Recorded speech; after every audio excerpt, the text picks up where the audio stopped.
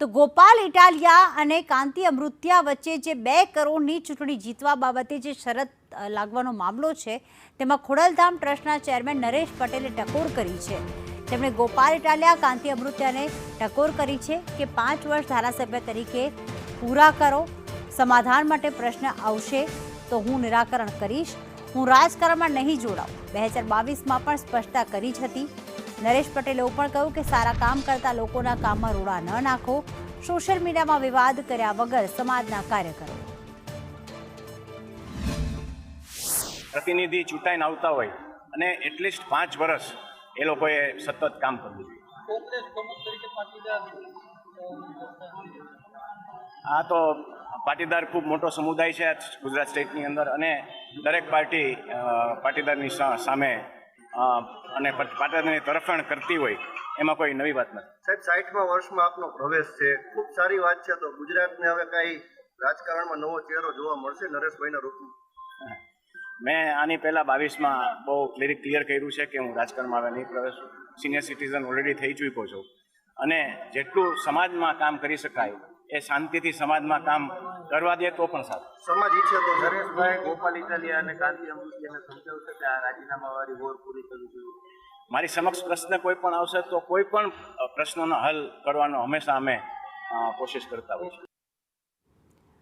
તો નરેશ પટેલે જે નિવેદન આપ્યું છે કે 5 વર્ષ ધારાસભ્ય રહેવા દો, પોતાના કાર્યકાળ પૂર્ણ કરો, પરંતુ ખોડલધામ ટ્રસ્ટના પ્રવક્તાની એક વિવાદિત પોસ્ટ સામે આવી છે અને આ જ મુદ્દા પર કાંતિ અમૃતિયા અને ઇટાલિયાના મુદ્દા પર જ સોશિયલ મીડિયામાં હસમુખ લુણાગરિયાએ પોસ્ટ કર્યું છે અને લખ્યું છે કે ગોપાલ ઇટાલિયાને હું સમર્થન આપું છું, માફ કરશો, ખોડલધામ પ્રવક્તાએ આપના ઇટાલિયાને સમર્થન આપ્યું અને કાંતિ અમૃતિયાને પોતાનું કામ કરવાની સલાહ આપી।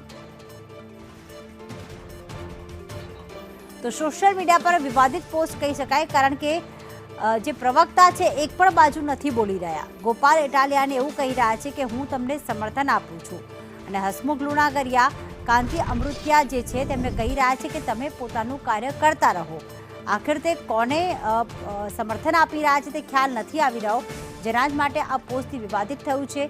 એક તરફ ખોડલધામના નરેશ પટેલ એવું કહે છે કે 5 વર્ષ સુધી ધારાસભ્ય પોતાનો કાર્યકાળ પૂર્ણ કરવો જોઈએ, મારી પાસે જો આ પ્રશ્ન આવશે તો હું સમાધાન કરાવીશ, પરંતુ અહીંયા જે ખોડલધામના પ્રવક્તા છે તેમણે તો એવું જ કહ્યું છે કે હું ગોપાલ ઇટાલિયાને સમર્થન આપું છું અને સાથે જ જે સલાહ આપી કાંતિ અમૃતિયાને કે તમે પોતાનું કાર્ય કરતા રહો। એટલે કે હવે ખોડલધામના 2 અલગ અલગ જે સંગઠનના લોકો છે તે અલગ અલગ ક્યાંક વાત કરી રહ્યા છે, નિવેદન આપી રહ્યા છે, જેના જ કારણે આ વિવાદ સર્જાયો છે। સોશિયલ મીડિયામાં આ પોસ્ટ વાયરલ થઈ રહી છે।